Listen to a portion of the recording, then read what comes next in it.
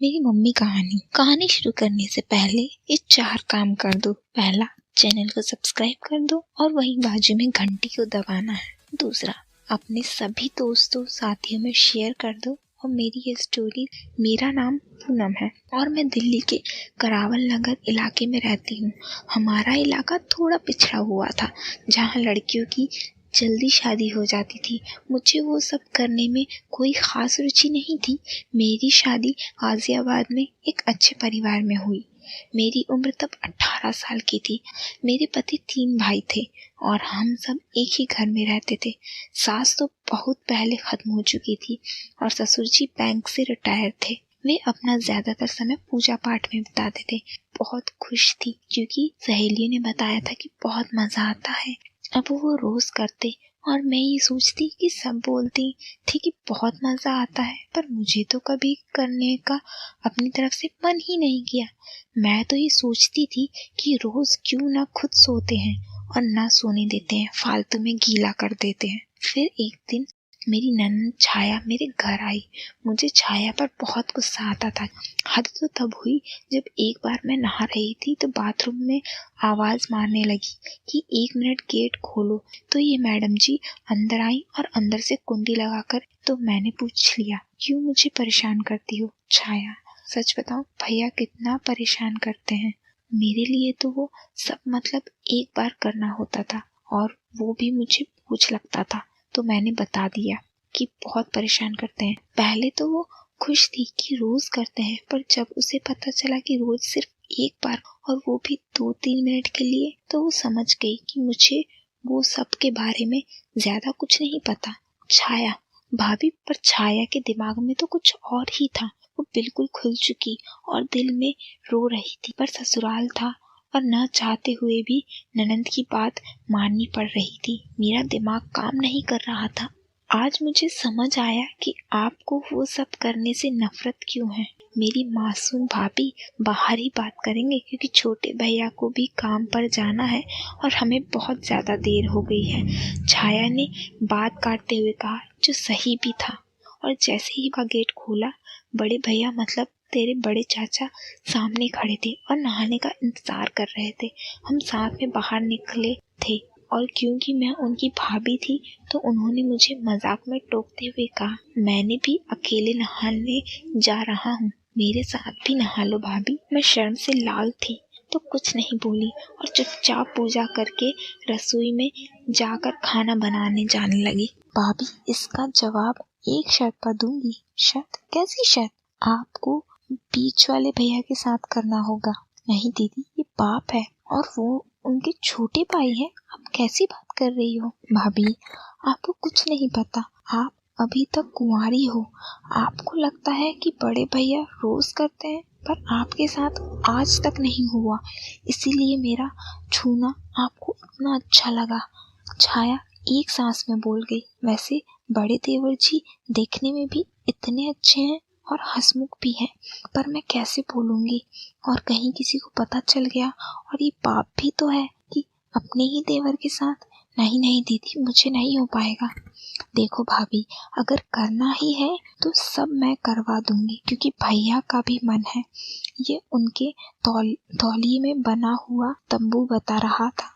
और अगर आपको लगता है कि पाप है तो रहने दो, मत करो, पर अब मेरा मन कर रहा है तो मैं तो करूंगी आपके साथ। अचानक आई एक खांसी ने हमें जोर का झटका दिया। छोटे भैया आप? हमारे मुंह से निकला। छाया तो शर्म से चली गई बाहर, पर मेरा तो ससुराल था। मैं मुंह झुका के खड़ी हो गई क्योंकि मेरे पास दूसरा कोई रास्ता नहीं था। मेरे आंसू मेरे गाल से होते हुए मेरी छाती पर गिर रहे थे। आज तक आपको सुख मिला ही नहीं तो आपका भी हक है कि आपको जीवन की हर खुशी मिलनी चाहिए। मुझे पता चल चुका है कि भैया कुछ करने लायक नहीं है, पर मैं आपको हर खुशी दे सकता हूँ। ऐसा कहते हुए उन्होंने मेरे अंदर भरोसा जगा दिया कि ये सब बात किसी को पता नहीं चलेगी। तो चले भाभी, काम शुरू करें? नहीं भैया, अभी सब है, आप दिन में आ जाना। सब काम पर होते हैं और पिताजी सो जाते हैं। पता नहीं कैसे मेरे मुंह से निकल गया। मैं तो मना करना चाहती थी और खुद दिन के लिए बोल दिया। ठीक है भाभी कहकर मेरे खुशी से उछल पड़ी। सब काम पर चले गए थे। दिन में मैं और छाया बात कर रहे थे कि अचानक छोटे भैया आ गए। सच तो यह है कि आज मैं भी देवर जी का इंतजार कर रही थी, क्योंकि मैं जानना चाहती थी कि मतलब क्या होता है, क्योंकि छाया को सब कुछ पता ही था। तो छाया बाहर चली गई और किसी से फोन पर बात करने लगी, मगर मैं खड़ी होने लगी तो उन्होंने मना कर दिया। बोलने लगे, कहीं मत जाओ भाभी, 5 मिनट बाद दोबारा से सब फिर से होगा, कहीं नहीं जा रही। मगर उसी वक्त कुछ ऐसा हुआ, बड़े भैया आप, मेरी आंखें फटी की फटी रह गई जब देखा गेट पर छाया और बड़े भैया खड़े हैं। छाया हमेशा हंसती रहती है पर मुझे फंसा देती है। सॉरी भाभी, आपको इतनी कमाल की है। ये लोग रह नहीं पा रहे थे और दोनों मिलकर आपका नाम लेकर मेरी हालत खराब कर दी थी। इसीलिए मैंने ये सारा प्लान बनाया कि मुझे थोड़ी रहम मिल जाए। हम छोटे से ही ये खेल खेलते हैं और जब बड़े हुए तो आना शुरू हुआ। बड़े भैया को पता चल गया था कि वो नहीं कर पाते, इसलिए उन्होंने खेलना छोड़ दिया। फिर जब आपकी पहली रात थी, दोनों ने एक साथ आपके साथ करवाने का वादा नहीं कर लिया। एक सास छाया इतना बोल दी जो मेरी सोच के भी बाहर था। अगर मैं नहीं मानती कि आप नहीं मानी तो आपको डरा कर मना लेंगे, क्योंकि आप बहुत भोली हो तो आप डर जाओगे। इतने में छोटे भैया चालू हो गए और छाया आ गई। फिर तेरे पैदा होने तक यह सिलसिला रोज का हो गया। अब मुझे भी अच्छा लगने लगा था। फिर तू पैदा हो गया और तेरे दादाजी के खत्म होने से सब अलग अलग रहने लगे। मैं भी सब कुछ भूल कर सिर्फ तुझ में खो गई। कभी साल 2 साल में तेरे चाचा आते हैं, पर अब तो किसी के पास टाइम ही नहीं बचा। और आज जब छाया ने किंग के बारे में बताया तो मन मचल गया। मुझे माफ कर देना बेटा, मैं तुझे बताती भी तो क्या बताती। इस छाया ने ही मुझे पहले ही फंसा दिया था तेरे दोनों चाचा के साथ, और आज मेरे अपने सगे बेटे के साथ। पर छाया नहीं होती तो शायद मैं भी नहीं होता, क्योंकि माँ पिता से खुश थी और उन्हें मिला भी नहीं था और उन्हें ढूंढना भी नहीं था। मुझे जाकर सो गया। थोड़ी देर में माँ भी मेरे पास आ गई और मेरे बराबर आकर लेट गई। मेरी आंखें बंद थी। मैं माँ के सुबकने का एहसास कर सकता था।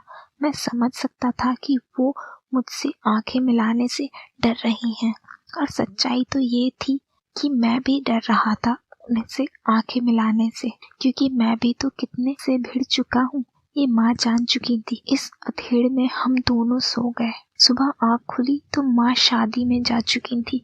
2-3 दिन में हम शादी से वापस घर आ गए।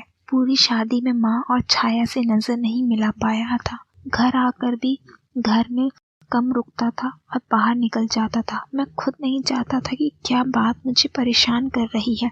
मैं और मम्मी के बीच में सिर्फ काम की बात होती थी, जैसे सब्जी ले आ या अगर कोई काम हो तो। ऐसे 1 हफ्ते हो गए तो शाम को खाने में नमक के पीछे पापा मम्मी में कहासुनी हो गई। वैसे मम्मी बहुत अच्छा खाना बनाती हैं, पर वो भी मेरी तरह परेशान रहती हैं, तो शायद नमक डालना भूल गई होंगी। तो वो बाहर हॉल में सोफे पर आकर लेट गई। वो मेरी माँ है।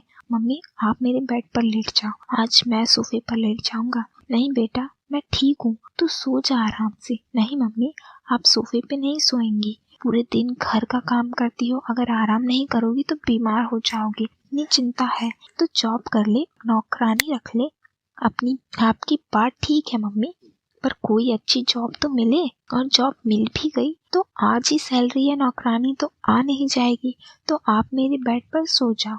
यह कहते हुए मैं माँ की गोद में। दोस्तों जाते जाते आपको कुछ काम करने हैं।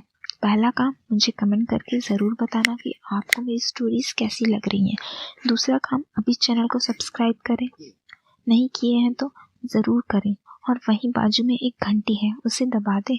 आखिरी में मैं इतनी अच्छी कहानी बनाती हूँ और मुझे यकीन है आप सबको बहुत मज़ा आता होगा। बस इतना ही सिंपल काम है, तो जल्दी से कर दें। धन्यवाद। चलो मैं अब चलती हूँ, मिलूंगी अगली स्टोरी में। बाय।